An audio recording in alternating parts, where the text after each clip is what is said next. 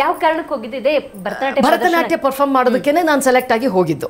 ಆ ಸಂದರ್ಭದಲ್ಲಿ ನಮ್ಮ ಟೈಮಲ್ಲಿ ನಾವೆಲ್ಲರೂ ತುಂಬಾ ಇನ್ನೋಸೆಂಟ್ ಆಗಿರ್ತಿದ್ವಿ ಬಿಡಿ. ಇವಾಗ 21 ವರ್ಷದ ಮಕ್ಕಳು ಅಂತಂದ್ರೆ ಜಗ ಜಾಡಿಸ್ತಾರೆ. ಸೊ ನಮ್ಮ ಟೈಮಲ್ಲಿ ನಮ್ಗೆ ಅಷ್ಟೊಂದು ಬುದ್ಧಿವಂತಿಕೆ ಇರ್ಲಿಲ್ಲ. ಆದ್ರೂ ಸಹ ಒಂದು ಛಲ ಇರುತ್ತಲ್ವಾ, ಏನೋ ಒಂದು ಸಾಧನೆ ಮಾಡಬೇಕು. ಇವಾಗಿರುವಷ್ಟು ಭಾರತೀಯರು ಆವಾಗ 1997ರಲ್ಲಿ ಇಷ್ಟು ಭಾರತೀಯರು ಪಾಶ್ಚಿಮಾತ್ಯ ದೇಶಗಳಲ್ಲಿ ಇರಲಿಲ್ಲ.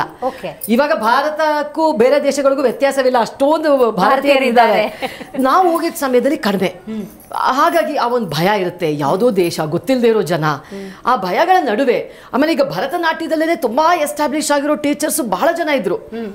30 ವರ್ಷದಿಂದ ಇದೆಯಂತಪ್ಪ ಅವರ ನೃತ್ಯ ಶಾಲೆ, 40 ವರ್ಷದಿಂದ ಇದೆಯಂತೆ ನೃತ್ಯ ಶಾಲೆ. ಈ ರೀತಿಯಾದಂತಹ ಗುರುಗಳ ಮಧ್ಯೆ 21 ವರ್ಷದ ಹುಡುಗಿ ಹೋಗಿ ಅಲ್ಲಿ ನೆಲೆ ನಿಲ್ಲಬೇಕು ಅಂತ ಅಂದ್ರೆ ತುಂಬಾ ಕಷ್ಟಪಟ್ಟಿದ್ದೀನಿ. ನಮ್ಮ ತಾಯಿಯವರು ಮೊದಲು 6 ತಿಂಗಳು ನನ್ನ ಜೊತೆಗಿದ್ರು. ನಮ್ಮ ತಂದೆಯವರು ಕ್ಲಿಯರ್ ಆಗಿ ಹೇಳ್ಬಿಟ್ಟಿದ್ರು, ನೀನು ಒಬ್ಬಳನ್ನೇ ಅಂತೂ ಕಳ್ಸಲ್ಲ ನಾನು, ನೀನು ಸೆಲೆಕ್ಟ್ ಆಗಿದ್ರು ಪರವಾಗಿಲ್ಲ, ನಿನ್ನ ತಾಯಿ ಜೊತೆನೇ ನೀನು ಹೋಗ್ಬೇಕು ಅಂತ ಹೇಳಿ.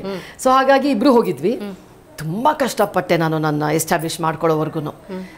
ಆಮೇಲೆ ಒಂದ್ಸಲ ಎಸ್ಟಾಬ್ಲಿಷ್, ಆಮೇಲೆ ಅಲ್ಲಿನ ಜನಗಳು ಹೇಗೆ ಅಂತ ಅಂದರೆ, ಕಡಿಮೆ ಭಾರತೀಯರು ಬೇರೆ ಇದ್ರಲ್ಲ, ಭರತನಾಟ್ಯ ಕಲಾವಿದೆ ನಮ್ಮ ಹುಡುಗಿ. ಆಮೇಲೆ ಕನ್ನಡ ನಾನು ಯಾವಾಗಲೂ ಸ್ಪಷ್ಟವಾಗಿ ಮಾತಾಡ್ತಾ ಇದ್ದೆ. ಅದಲ್ಲಿದ್ದವ್ರಿಗೆ ಭಾಳ ಖುಷಿ ಆಗೋದು, ನಮ್ಮೂರಿಂದ ಬಂದಿರೋವಂಥ ಹುಡುಗಿ ಅಂತೇಳಿ ತುಂಬ ಪ್ರೋತ್ಸಾಹ ಕೊಟ್ಟರು. ಕೆಲವರಂತೂ ಇವತ್ತಿಗೂ ಅವ್ರ ಜೊತೆ ಟಚ್ಚಲ್ಲಿದ್ದೀನಿ. ನನಗೆ ಯಾರ್ಯಾರು ಸಹಾಯ ಮಾಡಿದ್ರು ಆ ಸಂದರ್ಭದಲ್ಲಿ, ಅವ್ರ ಜೊತೆ ಇನ್ನೂ ಟಚ್ಚಲ್ಲಿದ್ದೀನಿ. ತುಂಬ ಪ್ರೋತ್ಸಾಹ ಕೊಟ್ಟರು ದಿವ್ಯಾ ಅವರೇ. ಓಕೆ, ಒಂದು ಸಂಸ್ಥೆ ಅಂತ ಆರಂಭ ಮಾಡಬೇಕು, ನಿರಂತರವಾಗಿ ಅಲ್ಲೇ ಇರಬೇಕು ಅನ್ನುವಂಥದ್ದು ಯಾವಾಗ ನಿಮ್ಗೆ ಅನ್ನಿಸ್ತು ಅಂತ? ಯಾಕಂದ್ರೆ ಹಾರ್ಡ್ಲಿ ಒಂದು ಪ್ರದರ್ಶನಕ್ಕೆ ಹೋಗಿರ್ತೀರಿ, ಇಲ್ಲ ಒಂದು 5 ವರ್ಷ ಅಂತ ಪ್ಲಾನ್ ಇರ್ಬೋದು, ಬಟ್ 17 ವರ್ಷ ಹೇಗೆ? ನಾನು ಅಂದ್ಕೊಂಡು ಹೋಗಿದ್ದು 1 ವರ್ಷ ಇದ್ದು ನನ್ನ ಪ್ರತಿಭೆನ ಚೆನ್ನಾಗಿ ತೋರಿಸಿ ವಾಪಸ್ ಬರೋಣ ಅಂತ.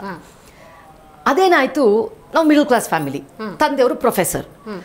ಸೊ ಹಾಗಾಗಿ ನಿಮಗೆ ಗೊತ್ತು, ಪ್ರೊಫೆಸರ್ ಅಂತಂದ್ರೆ ಏನು ತುಂಬ ಶ್ರೀಮಂತ ಮನೆತನದವರಲ್ಲ, ರೈತರು. ಅವ್ರ ಬ್ಯಾಕ್ಗ್ರೌಂಡ್ ರೈತರು. ಫ್ಲೈಟ್ಗೂ ಕೂಡ ಸಾಲ ಮಾಡ್ಕೊಂಡು ದುಡ್ಡು ತಗೊಂಡು ಹೋಗಿದ್ದು ನಮ್ಮ ತಾಯಿಯವರಿಗೆ ನನಗೆ ಇಬ್ರಿಗೂ ಸೇರಿ 1 ಲಕ್ಷ ಏನೋ ಬಡ್ಡಿ ಸಾಲ ಮಾಡ್ಕೊಂಡು ಹೋಗಿದ್ದು. ಸೊ ಅದು ಹೇಗಾಗ್ತಿತ್ತು ಅಂತಂದ್ರೆ, ತಿಂಗಳು ಆಗ್ತಿದ್ದಾಗೆ ನಮ್ಮ ಸೋದರ ಮಾವ ಒಬ್ಬರಿದ್ರು. ಅವರು ನೋಡು ಬಡ್ಡಿ ಬೆಳೀತಾ ಇದೆ ಅಂತ. ನನಗೆ ಅಲ್ಲಿ ನೆಲೆ ನಿಲ್ಬೇಕು, ಚಿಕ್ಕ ವಯಸ್ಸಿನ ಹುಡುಗಿ, ಇಲ್ಲಿ ನೋಡು ಬಡ್ಡಿ ಬೆಳೀತಾ ಇದೆ, ಇದು ಯಾವಾಗ ತೀರಿಸ್ತೀಯಾ ಅಂತ. ಸೊ ಹಾಗಾಗಿ ಆ ಟೆನ್ಷನ್ ಇತ್ತು ನನಗೆ. ಒಂದು ಇನ್ನೊಂದು, ಅಲ್ಲಿ ಇರೋವಂಥ ಕನ್ನಡಿಗರೇನಿದ್ದಾರೆ, ಭಾರತೀಯರೇನಿದ್ದಾರೆ, ನೀವು ಇಷ್ಟೊಂದು ಪ್ರತಿಭೆ ಇರೋರು, ದಯವಿಟ್ಟು ಇನ್ನೊಂದು ಸ್ವಲ್ಪ ದಿನ ಇದ್ದು ನಮ್ಮ ಮಕ್ಕಳಿಗೆ ಭರತನಾಟ್ಯ ಹೇಳ್ಕೊಡಿ. ನನ್ನ ಪರಿಸ್ಥಿತಿಗೆ ಸರಿಯಾಗಿ ಹೊಂದ್ಕೊತ್ತು. ನನಗೂ ಹಣ ಬೇಕಾಗಿತ್ತು ನನ್ನ ಬಡ್ಡಿ ಸಾಲ ತೀರಿಸೋದಕ್ಕೆ. ನನಗೆ ಅಪ್ಪ ಅಮ್ಮನಿಗೆ ಹೊರೆ ಆಗಬಾರ್ದು ಅನ್ನೋದು ಚಿಕ್ಕ ವಯಸ್ಸಿಂದ ಇದೆ ನನಗೆ ದಿವ್ಯಾ ಅವರೇ.